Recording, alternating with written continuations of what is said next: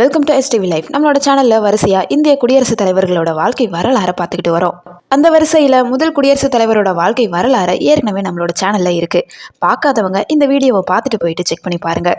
இன்றைக்கி இரண்டாவது இந்திய குடியரசுத் தலைவராக யாரை பார்க்க போகிறோன்னா டாக்டர் எஸ் ராதாகிருஷ்ணன் அவர்களை பற்றி தான் பார்க்க போகிறோம். ஒரு மாமேதை.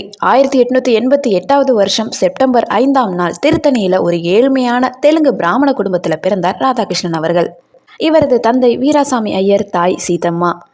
சர்வப்பள்ளி என்பது இவர்களது முன்னோர்கள் வாழ்ந்த கிராமத்தின் பெயர். வறுமை சூழ்ந்த சூழலில் பிறந்த ஒரு சிறுவன் ஜனாதிபதி மாளிகை வரை சென்ற கதை தான் இன்னைக்கு நாம பார்க்க போகிறோம்.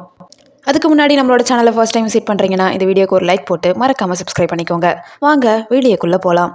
7 உடன் பிறந்தவர்களுடன் ஒரு சிறிய வருமானத்தில் வளர்ந்தவர் தான் இவர். இவருக்கு புதிய ஆடைகளோ விளையாட்டு பொருட்களோ கனவுதான். இவரது தந்தை இவரை ஒரு கோவிலில் அர்ச்சகராக மாற்றவே விரும்பினார். ஆனால் கல்வியின் மீது இவருக்கு இருந்த தாகம் அவரை அடுத்த கட்டத்திற்கு நகர்த்தியது. தனது ஆரம்ப கல்வியை திருத்தணியிலும் பின்னர் திருப்பதியில் உள்ள லூத்தரன் மிஷன் பள்ளியிலும் பயின்றார். இந்த கிறிஸ்தவ போதனைகளை கேட்டபோது தனது சொந்த மதமான இந்து மதத்தின் சிறப்புகளை தர்க்க ரீதியாக புரிந்து கொள்ளும் ஆர்வம் இவருக்கு பிறந்தது. இவர் தத்துவ பாடத்தை தேர்ந்தெடுத்தது ஒரு தற்செயலான நிகழ்வு. இவரிடம் புதிய புத்தகம் வாங்க பணம் கிடையாது. அப்போ அவர் உறவினர் ஒருவர் தத்துவ பாட புத்தகங்களை இவருக்கு இலவசமாக கொடுத்தாரு. அந்த புத்தகங்கள் தான் ஒரு உலக புகழ்பெற்ற தத்துவஞானி உருவாவதற்கு காரணமாகவே அமைஞ்சது. சென்னைக்கு வந்து BA மற்றும் MA தத்துவ பாடத்தை படிக்கிறாரு. தன்னோட 20 வயசுலேயே அவர் எழுதிய எத்திக்ஸ் ஆஃப் வேடண்டா என்ற ஆய்வு கட்டுரை மேலை நாட்டு அறிஞர்கள் இந்திய தத்துவத்தை விமர்சித்ததற்கு ஒரு தக்க பதிலடியாக அமைஞ்சது. தன்னோட 16 வயசுல சிவகாமுங்கிறவங்கள கல்யாணம் பண்ணிக்கிட்டாரு. அது ஒரு பெரியோர்களால் நிச்சயிக்கப்பட்ட திருமணம். ராதாகிருஷ்ணன் அவர்களுக்கு 5 பெண் குழந்தைகளும் சர்வப்பள்ளி கோபால் என்ற மகனும் பிறந்தனர். சிவகாமு அம்மையார் இவருக்கு ஒரு மிகப்பெரிய பலமாக திகழ்ந்தாங்க. முதுகலை பட்டம் முடித்ததும் சென்னை மாநில கல்லூரியிலேயே தத்துவத்துறையில் விரிவுரையாளராக தன் பணியை தொடங்கினார். மாணவர்கள் இவருடைய பேச்சை மெய்மறந்து கேட்பார்கள். அந்த வசீகரமான பேச்சு திறமையால் அனைவரையும் கவர்ந்தார். 1918 வருஷம் மைசூர் பல்கலைக்கழகத்தில் தத்துவ பேராசிரியராக பதவியேற்றார். அங்குதான் அவர் உலக புகழ்பெற்ற பல நூல்களை எழுத தொடங்கினார். மைசூர் மக்கள் இவரை தங்கள் குடும்ப உறுப்பினராகவே பார்த்தனர். மைசூரிலிருந்து அவர் கொல்கத்தாவுக்கு புறப்பட்ட போது மாணவர்கள் செய்த காரியம் இன்னைக்கு வரைக்குமே பேசப்படுது. அவர் அமர்ந்திருந்த குதிரை வண்டியை மாணவர்களை தங்கள் கைகளால் இழுத்துச் சென்று ரயில் நிலையத்தில் வழி அனுப்பி வச்சாங்க. கொல்கத்தா பல்கலைக்கழகத்தில் உயரிய தத்துவ பேராசிரியராக நியமிக்கப்பட்டார். அங்கதான் அவருக்கு மகாகவி ரவீந்திரநாத் தாகூரின் நட்பு கிடைச்சது. தாகூரின் கவிதைகளில் உள்ள தத்துவங்களை உலகிற்கு விளக்கினார். லண்டன் ஆக்ஸ்போர்ட் பல்கலைக்கழகம் இவரை அழைச்சது.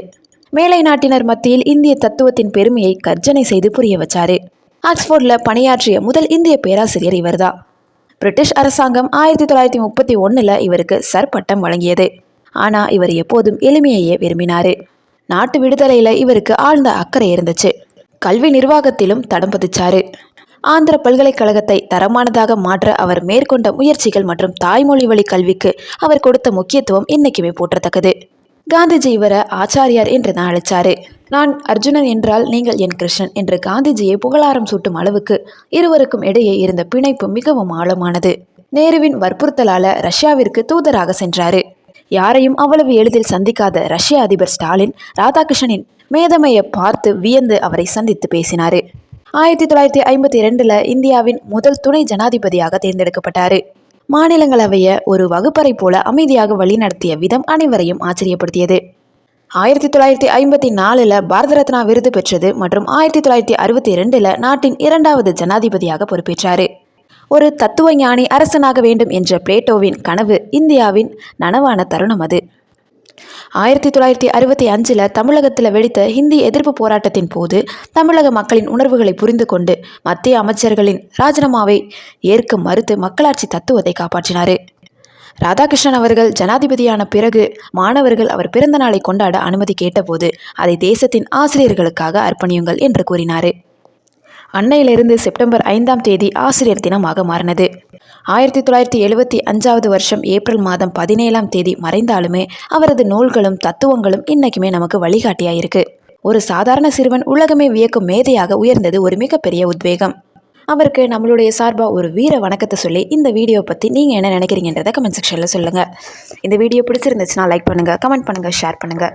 சப்ஸ்கிரைப் பண்ணாமல் பார்த்துக்கிட்டு இருந்தீங்கன்னா ப்ளீஸ் சப்ஸ்கிரைப் பண்ணிக்கோங்க. தேங்க்யூ ஸோ மச் ஃபார் வாட்சிங்.